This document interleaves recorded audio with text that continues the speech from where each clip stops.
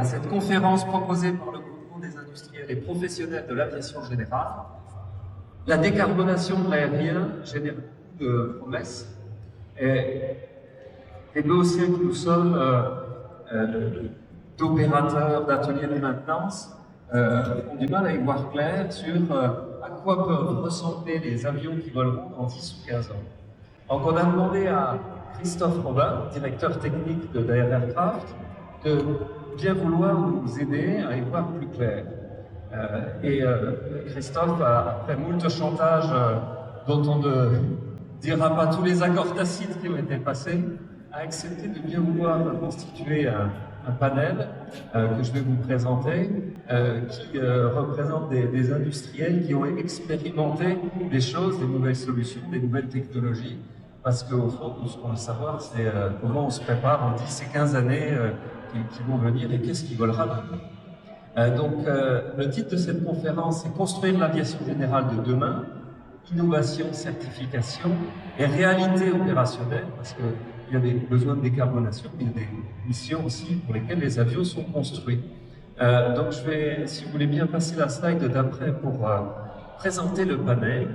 Donc, Kate Brancard est directrice European Safety and Sustainability Development. Je ne saurais pas bien le traduire en français, mais le développement durable de l'aviation, GAMA, qui est l'association mondiale des constructeurs d'avions légers d'affaires, qui nous fait l'honneur d'animer ce panel aujourd'hui.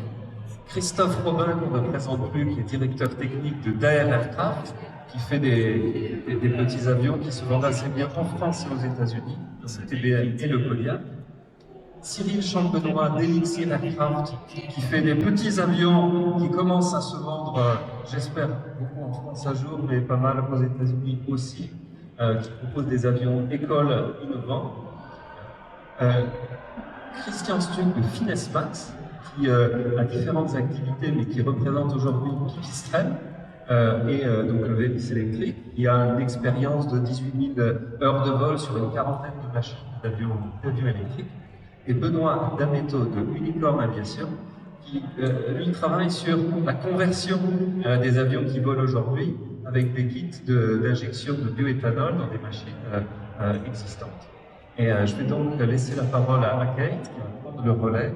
Et on a l'ambition d'avoir un échange assez interactif. Donc préparez bien vos questions pour la suite. Vous avez un panel extraordinaire qui est là ici avec des retours d'expérience. C'est un moment d'échanger sur les technologies qui nous préparent. Merci beaucoup Thomas. Bonjour à tous, c'est un honneur d'être ici, c'est un plaisir de répondre à l'appel du JPAG et de Christophe pour cette discussion. Donc, comme Thomas l'a dit, mon nom est Kate Brancard. La GAMA, c'est la General Aviation Manufacturers Association. Pour faire simple, on représente les constructeurs de l'aviation générale, c'est-à-dire tout ce qui vole, sauf les militaires, sauf les airlines, et qui sont certifiés. Pour faire vraiment simple. Au sein de la GAMA, il y a aussi quelque chose qu'on fait beaucoup, c'est représenter cette aviation générale auprès des autorités. C'est même notre principal objectif, c'est justement avoir cette connexion avec les autorités pour expliquer c'est quoi l'aviation générale. Et souvent, on se rend compte dans nos discussions qu'il y a un manque de connaissances. L'aviation générale, c'est pas juste quelqu'un qui a décidé de polluer la planète parce que finalement c'est fun. Non, l'aviation générale, c'est plus que ça.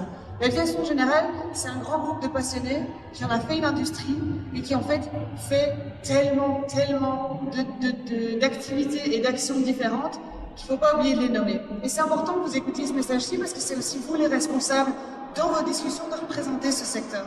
Et donc quand on parle d'aviation générale, on parle bien sûr de formation de pilotes, on parle de sauvetage, on parle de surveillance, mais aussi de toutes les activités humanitaires qui sont faites avec les avions.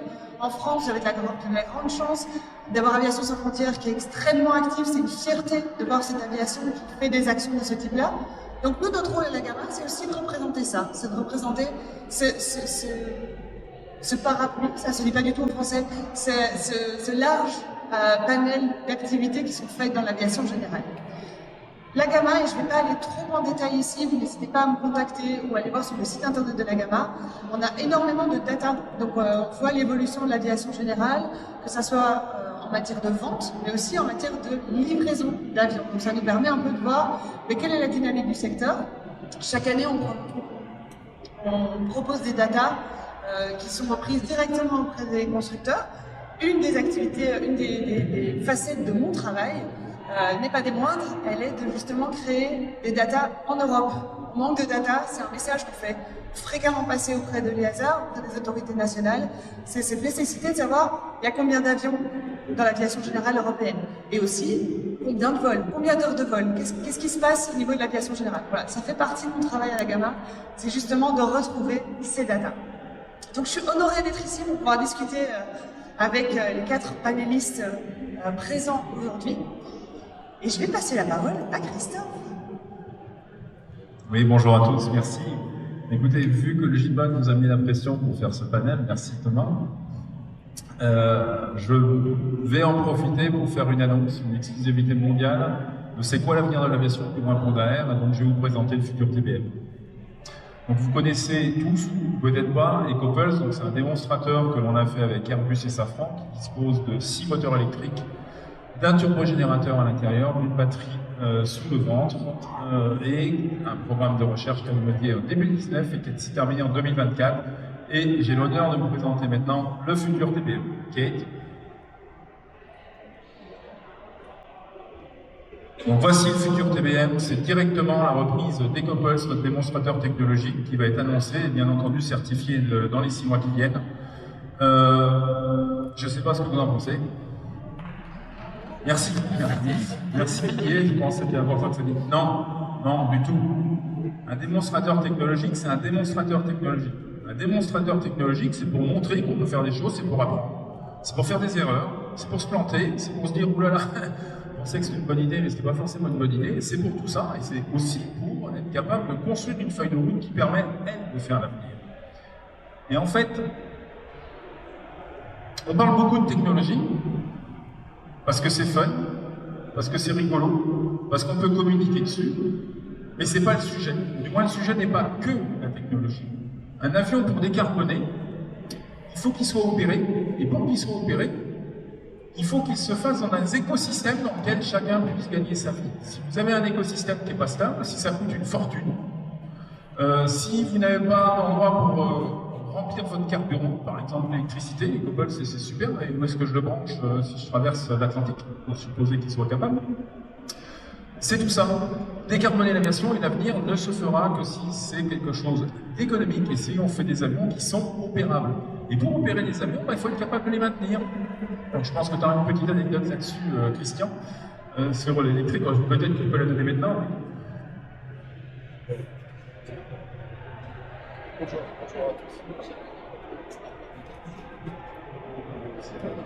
Bonjour à tous. Bonjour à tous. Je suis le fondateur de Finespace.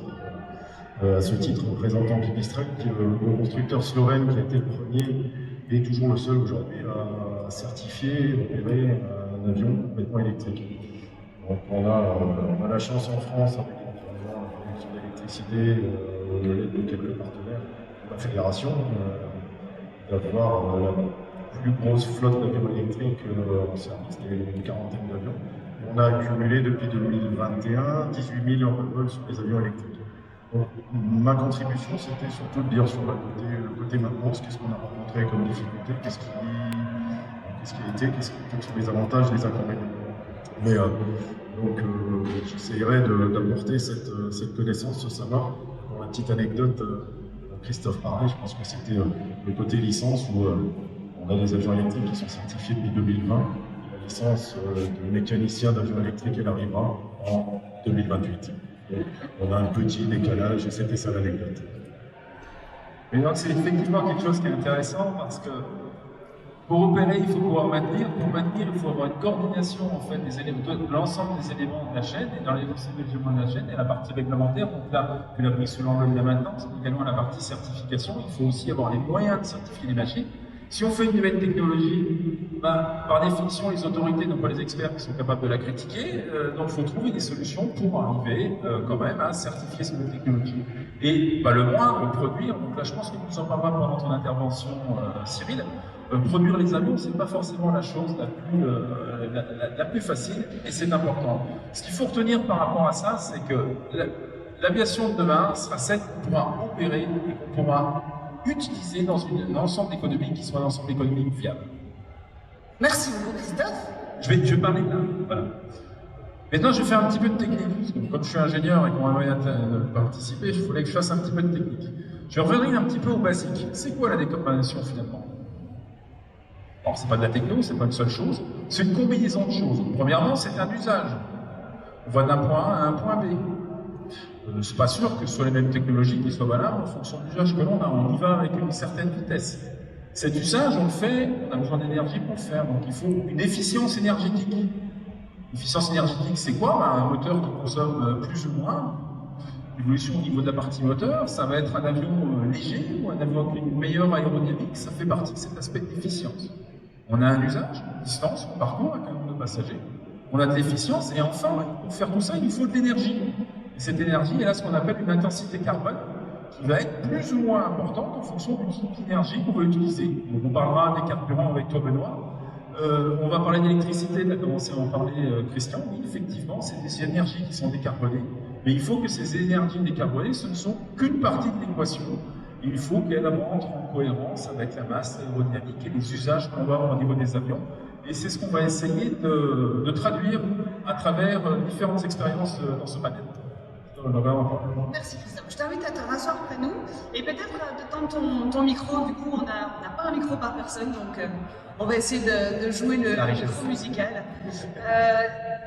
Du coup, Cyril, ça m'intéresse d'avoir un peu ta vision par rapport à cette équation de la décarbonation. C'est quoi le rôle d'Elixir et qu'est-ce qu'Elixir apporte justement à ce travail de complémentarité où voilà, on attaque un peu de tous les fronts. Elixir, c'est quel front? Alors, Elixir, c'est le front de la formation. Je vais éloigner. Ici, ça sera merci. Merci d'être venu. Bonjour à tous, déjà. Merci pour l'invitation, Thomas. Et pour ceux qui ne connaîtraient pas, on est des fabricants d'avions de formation pour pilotes de ligne. Et donc, on a abordé le côté de la décarbonation par déjà un état des lieux de qu'est-ce qui allait se vendre, pour essayer de faire écho à ce que disait Christophe, c'est on décarbonera rien si on ne remplace pas quelque chose qui va se vendre. Donc le marché de la formation de pilote nous intéresse énormément parce que la flotte est extrêmement âgée, elle a quasiment 50 ans de moyenne d'âge. Et ensuite on a essayé d'apporter une brique pragmatique à l'édifice en disant une innovation de rupture n'est jamais vraiment arrivée en aéronautique, ça a été qu'une succession d'incréments qui ont permis d'arriver à un résultat qui est l'état d'aujourd'hui. Et nous on voulait apporter cette petite brique conscient des gros enjeux, notamment de production dont on parlait, mais pas que, parce qu'avant il a fallu le concevoir, il a fallu le certifier. Donc Elixir, sa grosse innovation, c'est sa structure qui est extrêmement simplifiée, qui est faite en carbone one-shot.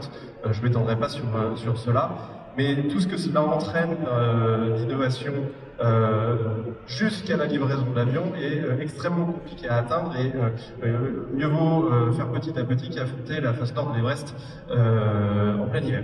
Et donc, si ça se vend, si on a des enjeux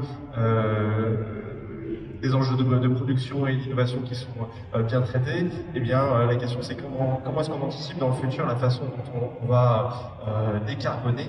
Et notre approche était de se dire soyons à même d'accueillir tout ce qui pourrait possiblement se faire dans le futur comme énergie. À l'exception d'une qui est un choix qui est électrique, qui avait trop d'impact sur l'architecture de notre avion.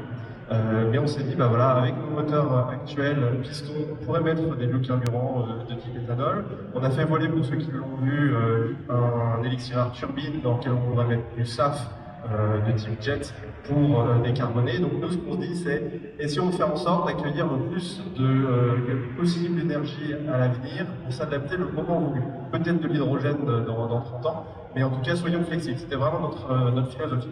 C'est vraiment créer un nouvel avion, mais adapté à ce qu'on veut créer aujourd'hui dans l'aviation. C'est adapté à cette équation de la décarbonation, adapté aux besoins futurs. C'est ça, un marché, une solution technique et de la flexibilité parce qu'on ne sait pas de quoi sera fait. Merci beaucoup Cyril. Alors je continue. Je propose qu'on reste assis si ça vous va. Ce sera peut-être plus simple. Du coup, Christian, ça m'intéresserait d'avoir ton point de vue aussi en opérant des Vélis électro de Pipistrel. Ça reste un avion qui est en fait un milestone dans toute l'évolution justement de cette aviation. C'est un avion électrique qui est aujourd'hui utilisé partout dans le monde, je peux même le dire maintenant, presque. Justement, pour avancer dans ces technologies électriques, ça m'intéresse de savoir en quoi ces technologies électriques ont leur rôle et qu'est-ce qu'elles apportent pour la suite. Alors, ouais, déjà, je vais rebondir sur ce qu'a dit Cyril. C'est dommage qu'il n'ait pas choisi d'aller vers l'électrique parce que je suis convaincu qu'il y a des... ouais, c'est gentil. Il y a des applications, en tout cas l'électrique. Aujourd'hui, vu l'état de la technologie, on peut espérer avoir, tout en restant, on revient à la notion de marché, quelque chose de vendable qui peut se placer sur un marché. On a des autonomies de l'ordre d'une heure de vol. Une petite heure de vol, on peut espérer quelques progrès à vite terme, mais on a une heure de vol. Donc avec un avion qui a une heure d'autonomie, qu'est-ce qu'on fait? On fait pas du voyage, on traverse pas l'Atlantique, c'est clair. Par contre, on peut faire de la formation, on peut faire des vols. Un vol d'école, c'est 45 minutes à 1 heure, donc ça correspond relativement bien. Alors, il y a un choix qui a été fait de Pipistrel, c'est de développer un peu la rapidité de la charge, pour qu'on puisse dire, je fais une journée d'instruction, l'instructeur il peut faire une journée d'instruction, charger bientôt la prochaine version, j'espère, on sera en une demi-heure pour recharger, débriefer, briefer l'élève suivant et repartir en vol. Les avantages de l'électrique, on le voit ici, il y a un environnement assez urbain, l'aéroport il est dans la ville, il y a des notions de bruit, de micro. Donc on a décarboné avec l'électrique, particulièrement en France, vu la production d'électricité nucléaire. Et je me permets, est-ce que tu as l'impression que les infrastructures sont prêtes justement pour cette opération électrique de l'aviation? Est-ce que les infrastructures sont prêtes aujourd'hui? Alors, on a bénéficié des progrès de la voiture électrique, puisqu'on utilise quasiment les mêmes puissances, les mêmes chargeurs. Donc, sans la voiture électrique, je pense qu'on n'aurait pas d'avion électrique. Et dans un premier temps, Pipistrel a d'ailleurs choisi de livrer systématiquement un chargeur mobile qu'on pouvait pas brancher sur une borne triphasée pour rendre plus facile la charge. Chaque avion est arrivé avec son propre chargeur, un chargeur relativement lent. Maintenant, les infrastructures progressent, on charge de plus en plus vite et on va pouvoir lever ces barrières qui étaient de dire s'il faut faire 1 heure de vol et attendre 2 heures que l'avion soit à nouveau disponible, c'est pas très pratique. Donc on a franchi ces barrières. Merci beaucoup. Merci. Et Benoît, je viens vers toi, justement, parce que ça m'intéresse. On parle un peu, justement, chacun sa part du gâteau sur la responsabilité de la décarbonation. Et tu en as une fameuse part de gâteau, j'ai envie de dire, avec justement cette opération des biofuels, ces nouveaux fuels qui arrivent, ces nouveaux fuels qui ont énormément d'attentes. Il y a une grosse responsabilité justement par rapport à ce fuel. Qu'est-ce que Unicorn fait pour justement faciliter, pour finalement voir l'étape d'après dans l'opération de ces fuels? Merci Kate, donc Benoît de Unicorn.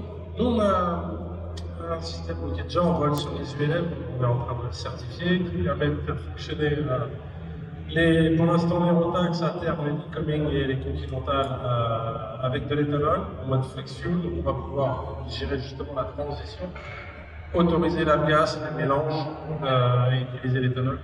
Le but étant de permettre à l'aviation existante de pouvoir justement se convertir à des carburants beaucoup plus responsables et en plus beaucoup plus économiques. Aujourd'hui, on est de l'ordre de 80 centimes du litre pour l'éthanol.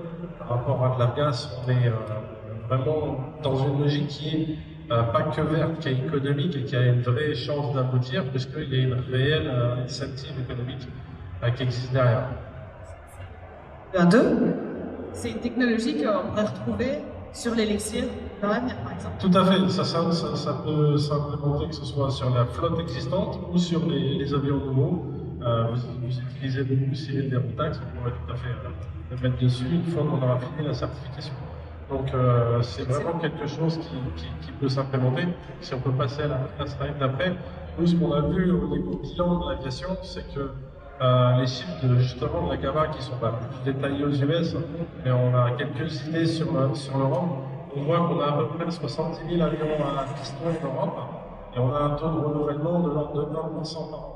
Donc si on veut que l'aviation générale s'améliore au niveau économie, parce que ça devient de plus en plus cher de voler, que le prix des carburants qui monte, tout en étant plus respectueuse de l'environnement, aujourd'hui l'éthanol, en ayant fait le tour du marché, c'est le seul carburant qui est disponible en quantité suffisante et qui remplit ces critères-là. Aujourd'hui, la production d'éthanol au niveau mondial, on est à 50 fois le volume de la gaz. Donc, et ça monte tous les ans, donc c'est un carburant qui peut fonctionner, donc c'est ce qu'on essaye de faire. Et combien d'avions aujourd'hui volent avec cette technologie? Nous, on arrive bientôt à la vingtaine dans le cadre ULM. posé nos moteurs à DGAC, mais c'est pas de la certification. À côté de ça, on a commencé justement en partenariat avec la DGAC, avec leur aide, qu'on remercie d'ailleurs, à attaquer la certification de nos produits, que ce soit pour les communes ou continentales ou Rotax. On part tout dans la même direction pour appliquer nos solutions qui quelque part sont déjà prouvées dans l'aviation certifiée. C'est pour ça qu'on y travaille. Ça prend du temps, il y a toute une partie réglementaire. On a des évolutions dans mon sens qui arrivent de ce côté-là, mosaïque, tout ça, mais on travaille vraiment à essayer de passer toutes ces étapes qui sont un peu neuves pour nous. On n'est pas une vieille société non plus, donc on doit apprendre ce monde-là et arriver à passer le milestone de la première certification pour tout se mettre en route. Merci beaucoup. Et je trouve ça assez incroyable. Alors on va continuer avec une bonne cadence parce qu'on a beaucoup de choses à vous raconter aujourd'hui. Et donc Christophe va un peu nous faire un petit récap de tout ça et puis nous expliquer mais finalement c'est quoi ce compromis et c'est quoi la temporalité dans tout ça. Déjà merci à vous trois, parce qu'on se rend compte que les solutions elles sont multiples et on a un secteur qui est en mouvement, donc ça faut s'en féliciter. Des fois, il y a un peu de machine au niveau de l'aéronautique et c'est de ne pas prendre en compte toutes ces évolutions qui sont pour à l'heure actuelle. Alors, je vais essayer de récapituler un petit peu de manière un peu plus, on va dire, scientifique. Il y a deux notions qui sont en compte, la temporalité et le compromis en fonction de l'usage. Bon, compromis en fonction de l'usage, tu l'as très bien dit Christian, il est en autonomie, tu peux faire des tours de piste, tu ne peux pas traverser la France, peut-être que demain on fera un petit peu mieux, mais bon, par contre, s'il y a un job et qu'il y a un marché et que c'est fait de manière économique, c'est une manière de le faire. Temporalité également, tu l'as dit Benoît, et je vais rebondir sur Cyril, donc vous venez de certifier un avion, vous livrez les premiers avions, vous êtes en train de monter en cadence de production, et vous n'allez pas remplacer les 60 000 avions qui existent en 6 mois. Donc il faut bien aussi avoir des solutions qui soient mises en œuvre, qui prennent en compte l'existence d'un capital de machines chez les utilisateurs. On ne va pas mettre à la poubelle tous les avions du jour au lendemain, ne serait-ce que parce que économiquement c'est quelque chose de totalement impossible, en supposant que ce soit possible d'un point de vue technique. Et ensuite, il y a des solutions qui peuvent être faites rapidement. Alors, on t'a parlé de l'éthanol pour les moteurs à piston, il y a le SAF pour les avions TBM en réception de vol avec une Jet 1 qui incorpore 40% de SAF, donc c'est pas le futur, c'est le présent.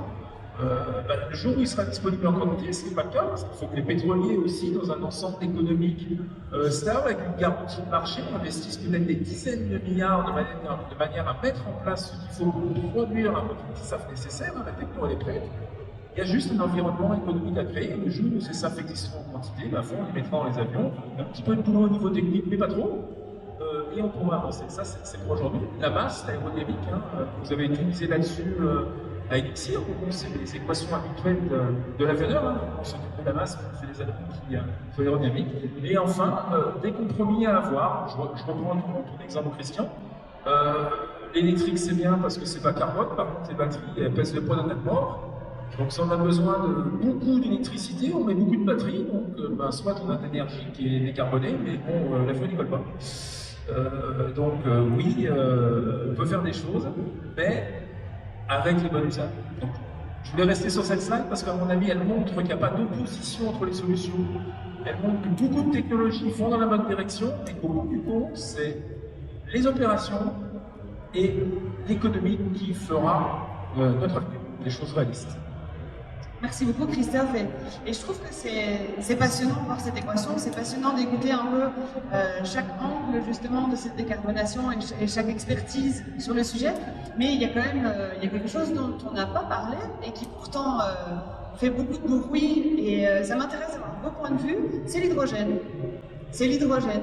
Où est l'hydrogène justement dans cette temporalité, justement dans cette évolution de l'aviation alors, je vous laisse me donner votre avis, qui nous intéresse tous ici. Et je sais par exemple, Cyril, je vois que tu as attrapé le micro vivement parce que c'est vrai que vous avez fait justement de la recherche chez Elixir pour voir cette opération à l'hydrogène. Christophe, avec Daher et nous chez Elixir, on a fait un CORAC, on n'était pas les seuls, on était avec Air Liquide, Turbotech et également Safran à explorer en fait ce que pourrait donner un avion à propulsion hydrogène. Tout ce qui concernait Air Liquide, Safran et Turbotech a permis de faire tourner un banc au sol d'hydrogène liquide, qui aujourd'hui semblait être bonne solution pour atteindre les niveaux de mission, parce qu'en fait, il faut de l'autonomie pour faire de l'école. Si on n'a pas l'autonomie, ça ne sert à rien, on ne va pas le vendre. Et nous, on a pu avionner également la turbine pour montrer que finalement, toutes les briques s'enchaînaient. Néanmoins, c'était un programme de recherche, parce que on a prouvé que ça volait, mais en fait, les Russes l'avaient déjà fait il y a des décennies. Et nous, ce qui nous manque aujourd'hui, c'est l'écosystème qui l'accompagne, c'est comment est-ce qu'on va le certifier, parce qu'il n'y a pas de texte réglementaire, comment est-ce qu'on va le distribuer, comment est-ce qu'on va assurer la sécurité. Je vais vous donner un exemple bête, mais l'hydrogène, ça fuit, donc il y a des vannes de sécurité qui le relâchent. Nous, on a beaucoup d'écoles qui font dormir leurs avions dans les hangars, donc tous les matins, on allume la lumière. Ça veut dire que l'impact infrastructure, il est là, c'est-à-dire qu'il faut y penser, et certainement, ça va prendre un peu de temps. Je vais rebondir sur ce que tu dis, pas pour le mot, le tu as dit un mot barbare, sans t'en rendre compte, tu as parlé du CORAC. Est-ce que ça vous parle, le CORAC? Un mot barbare. Le CORAC, c'est le Conseil de l'orientation de la recherche de l'aviation civile. Pourquoi j'en parle? Non pas parce que la DGAC est dans la pièce, quoique. Mais c'est pour dire que c'est un conseil qui permet aux différents industriels d'aligner leur roadmap technologique pour que nous travaillons ensemble, collaboratif, parce que le problème de l'avenir et de la décarbonation, c'est pas le problème d'un avionneur, d'un équipementier ou de quelqu'un qui s'investit en pétrole, c'est un problème qui est collectif, qui permet d'aligner les roadmaps technologiques de tout le monde sur le même objectif et de créer des synergies. Travailler sur une petite turbine sur l'hydrogène, c'est une très bonne idée, ça coûte moins cher que de travailler sur une grosse. Donc un avion Elixir. Utiliser d'AR qui a une expérience dans la certification des trucs un peu bizarres comme EcoPulse, ça peut être utile pour filer un coup de main Elixir. Donc c'est ce qui a été fait. Donc on a la chance dans notre écosystème européen et en particulier français, et je vais tirer mon chapeau là-dessus au ministère des Transports, ministère des Transports et au CORAC, d'avoir cette dynamique de recherche qui nous permet d'avancer tous dans la même direction. Et puis sinon, sur l'hydrogène, je vais quand même répondre si vous posez la question. Moi, la réponse, elle est là-haut. Temporalité. Ça prendra le temps que ça prendra. C'est une solution parmi d'autres. Le jour où il y aura des pompes à hydrogène, on pourra faire le plein. Je crois que c'est Christian qui a dit que c'est l'automobile qui a permis à véhicule électrique d'exister parce qu'il y a des chargeurs. Je pense peut-être que l'hydrogène, ça sera la même chose. Moi, c'est ça que j'aime bien. J'aime bien le croire. Je pense que la majorité des gens qui travaillent dans notre secteur sont des passionnés. Il y a une centaine d'années, on regardait les gens qui disaient pouvoir voler comme des fous. On leur disait, ouais, c'était impossible. Je pense que le secteur de l'aéronautique a montré qu'impossible, c'est pas du tout pour nous. Donc aujourd'hui, l'hydrogène a un peu cette saveur de l'impossible. On se dit, mais l'hydrogène, est-ce que ça va être possible? Alors, si vous demandez dans le secteur aéronautique, on va dire, ouais, on va y arriver. On a réussi à voler, donc je ne vois pas pourquoi on n'arriverait pas à faire ça avec de l'hydrogène. Du coup, moi, c'est ça qui m'intéresse, et c'est peut-être un petit peu challengeant, mais temporalité, vous pensez combien de temps? Et ça peut être personnel, vous représentez. Pour l'hydrogène? Ouais, pour l'hydrogène. 50 ans. 50?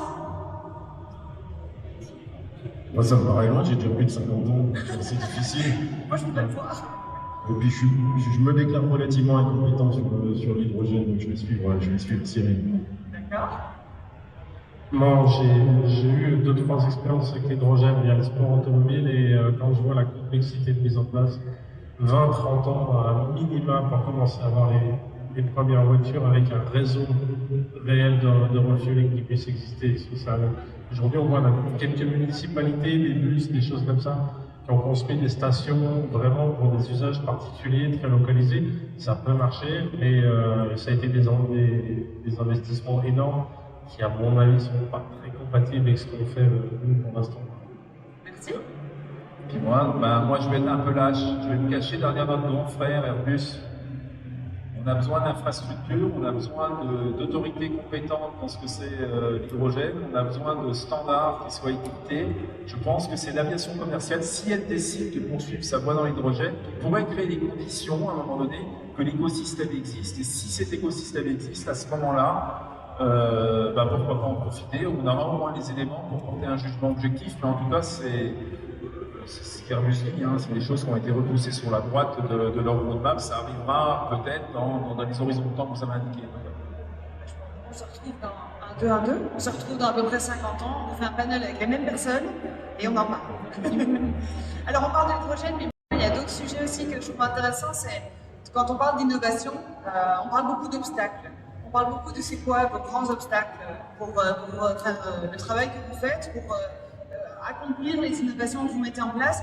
Moi, ça m'intéresse de parler de tout ce qui est certification, mais aussi qu'est-ce qui est mis en place et qui vous a aidé en fait, à arriver là où vous êtes. Est-ce qu'aujourd'hui, c'est possible aussi, grâce à justement le soutien d'institutions, le soutien d'autorités, l'intérêt des autorités pour y arriver, parfois un peu dans la compétitivité, mais aussi parfois parce qu'en fait, on y croit à ces projets. Est-ce que vous avez des exemples de situations où justement ça a avancé?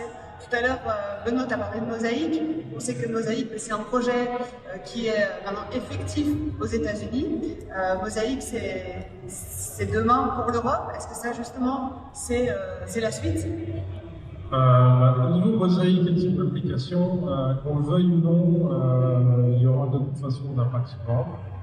Les États-Unis étant partenaires qui sont, il y a 7 avions sur 10 qui sont chez eux. Ça va forcément nous impacter, ça l'a déjà fait quand ils ont fait le Light Sport Aircraft.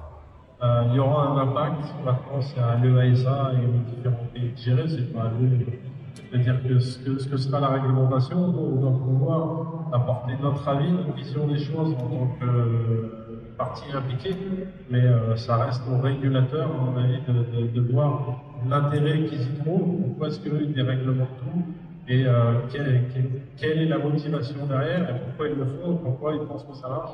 Et si cet état d'esprit se transfère chez nous, on peut arriver à avoir des progrès qui seront beaucoup plus rapides, à mon avis. Je ne sais pas ce que vous en pensez, mais... Ok, pardon.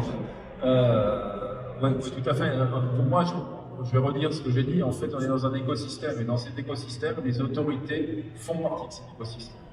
Donc, la certification, pas une question, c'est un point de passage qu'il faudra avoir. Ce qu'il faut, c'est avoir une certification intelligente qui corresponde à la mission en fait de l'EASA ou de la DGAC par délégation, c'est-à-dire assurer la sécurité. Tout le monde a envie de voler mieux, pas cher, décarboné, mais je pense que personne n'a envie de monter dans des machines qui ne sont pas sûres. Donc, cette mission ASN, maintenant, il faut avoir des règlements qui sont pragmatiques. Comme tu disais, bon, avoir un règlement maintenance qui arrive 8 ans après un règlement à 9 antivolts, peut-être que c'est pas optimal.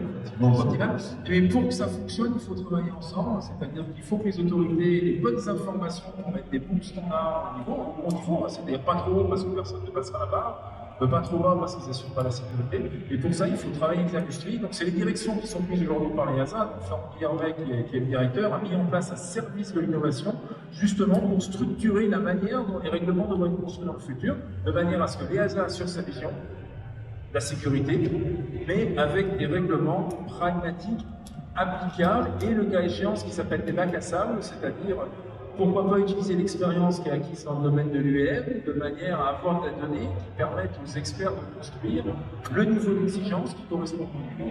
Tout ça est en cours, il y a une bonne dynamique, c'est pas facile. Quand on est avionneur, si on n'a pas la certif, on n'a pas la cour. Donc on travaille quand même avec quelqu'un qui a le stylo qui tue. S'il ne signe pas, c'est pas facile. Et c'est en collaborant et en travaillant étroitement, de manière transparente, qu'on arrive à résoudre petit à petit ces problèmes, parce que tout le monde, on y arrive quand même. Il y a des avions sur parking. J'ai une petite anecdote qui va illustrer ça. Tu parlais de bac à sable. La certification du VELIS, initialement, par manque de recul, d'expérience sur le vieillissement des batteries, la durée de vie des batteries, il y a des algorithmes très conservateurs qui ont été mis en place pour calculer la santé, le state of health de la batterie. Donc on s'est aperçu que la première génération de batteries, en gros, vous avez 200 heures de potentiel. Donc, quand on a une batterie qui coûte, un jeu de batterie qui coûte 45 000 €, qu'il faut remplir toutes les 200 heures, l'environnement économique il n'est pas terrible du tout. Mais c'était en accord avec l'EASA, c'était des règles extrêmement conservatrices, d'acquérir un petit peu de recul.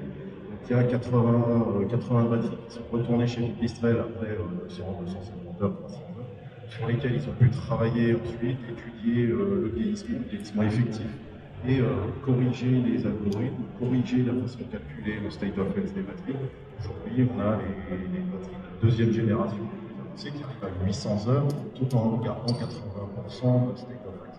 Donc des perspectives qui sont plus encourageantes. Ça n'aurait pas été possible si effectivement il n'y avait pas eu une première certification à titre d'expérimentation. Merci beaucoup et Cyril. Alors, pour tout cas, pour notre expérience, je partage tout à fait ce que Christophe a dit. Nous, on est là parce que le nouvel amendement de la 1623, les certifications qu'on utilise, est sorti en 2018, si je me souviens bien, et qui a en fait totalement changé le règlement parce que les exigences qu'on nous demandait n'étaient plus des exigences techniques, mais juste de sécurité. Et en fait, d'un point de vue philosophie, les autorités l'ont bien compris et ça nous a permis d'introduire des innovations. Comme le one-shot pour les structures, et je suis persuadé que ça va nous servir aussi pour l'électrique également. Et ça, on voit bien qu'il y a une vraie prise de conscience des autorités qui nous accompagnent. Après, pour vous parler des challenges, le gros enjeu pour nous, en fait, concevoir, c'est pas facile, certifier, c'est dur parce que voilà, il y a le stylo qui tue. Produire, c'est 100 fois tout ça. Parce qu'en fait, il faut faire converger un écosystème de centaines de suppliers, des agences, tout le monde doit travailler ensemble, et ça, c'est extrêmement difficile, et en plus, il faut le maintenir dans le temps.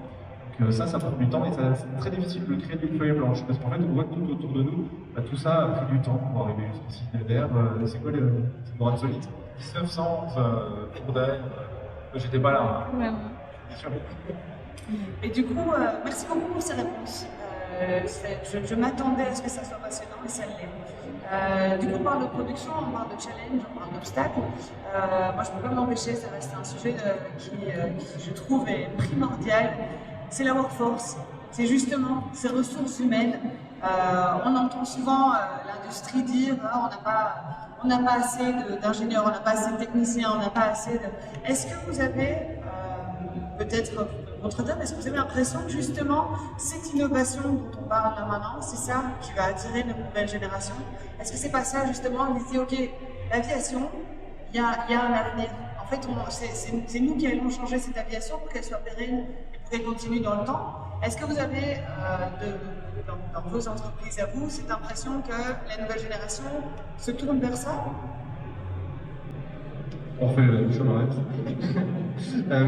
En tout cas, en ce qui concerne l'aviation générale, elle est clairement indispensable, en tout cas en France, pour maintenir le reste de tout l'écosystème, et ça va jusqu'à Airbus, Safran et Dassault. Parce que c'est par là que l'ensemble des petits jeunes qui sont probablement ici vont y rentrer. Et donc, à notre échelle, je pense que ça contribue à la rendre plus accessible, plus acceptable, plus économique. Et donc, il faut s'y aller dès maintenant. Autrement, on risque de rater les coches. Il y a des exemples qui nous interpellent, par exemple la Chine, qui est un pays gigantesque, à plusieurs milliards d'habitants, aurait largement les moyens de concurrencer les petits pays de 10 millions d'habitants en aéronautique, pourtant on est leader, parce qu'en fait, je pense qu'on a une accessibilité à cette aviation grâce à ça.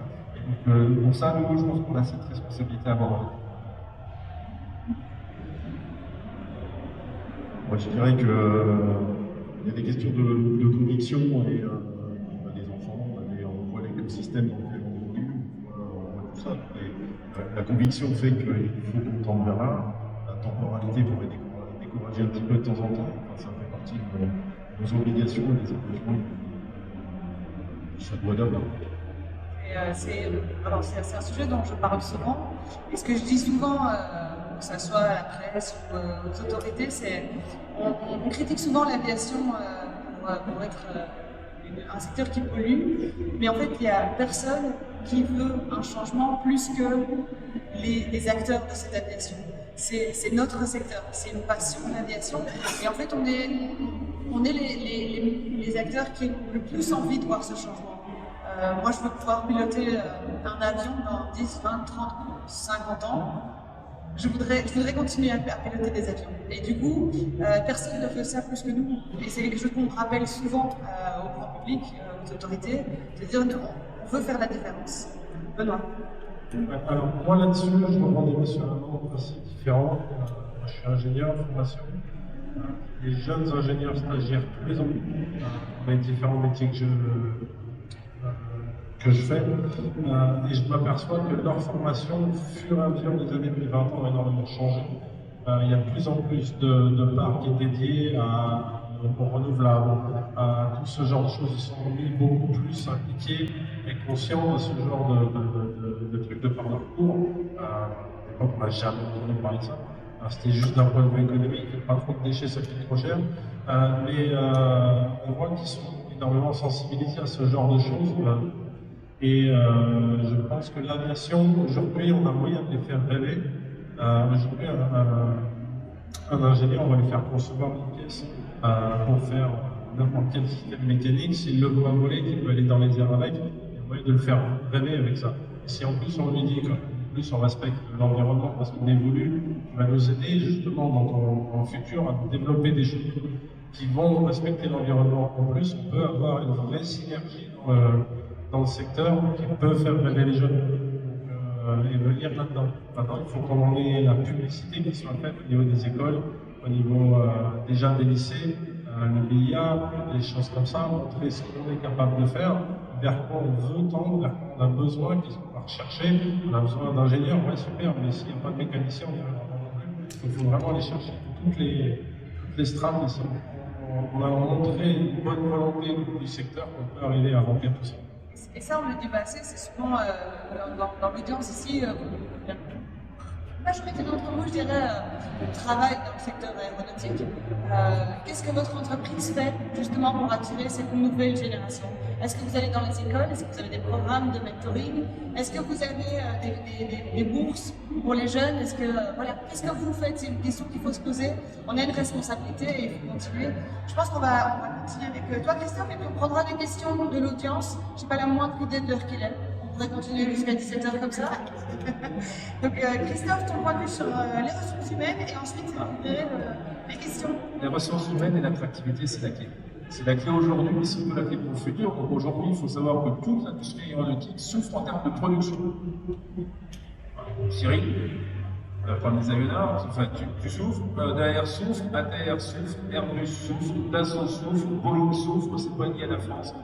Il y a un problème de workforce, il y a un problème d'affecté. Pourquoi aussi? Parce que on a tapé sur l'aéronautique un petit peu trop, et en oubliant peut-être en Europe que c'est peut-être un des seuls secteurs qui a une balance commerciale extrêmement positive.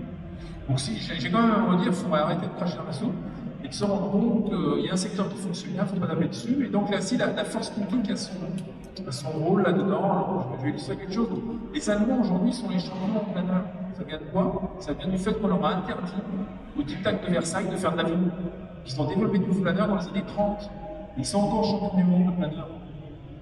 La France, pourquoi est-ce que la France aujourd'hui est le leader en Europe? Pourquoi est-ce qu'on a Airbus en France? Parce qu'en après-guerre, il y a eu de volonté politique de développer l'aviation générale. Ben, je suis histoire personnelle, mon père il a appris à piloter et ses parents lui avaient interdit, mais c'était gratuit, donc il a triché, il a appris à piloter. Et après, il a monté une entreprise qui a fait des avions et tout, et certains ont peut-être passé leur brevet dessus.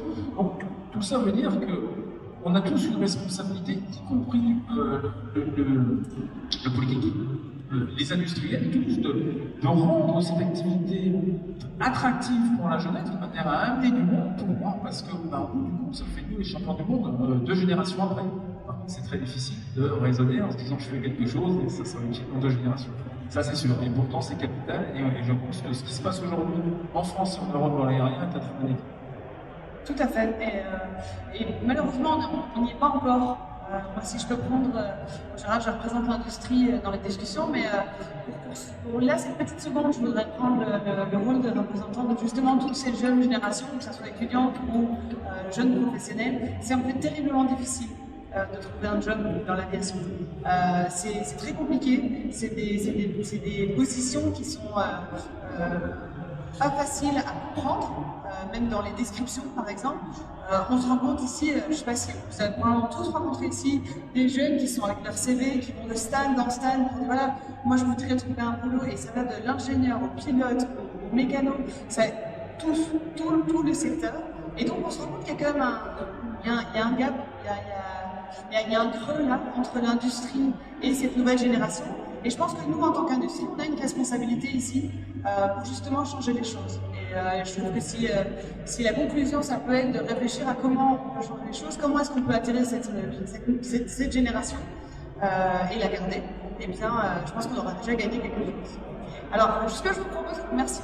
Déjà, je pense qu'on peut applaudir nos intervenants, nos passionnants. Des émissions et l'investissement que ça demande.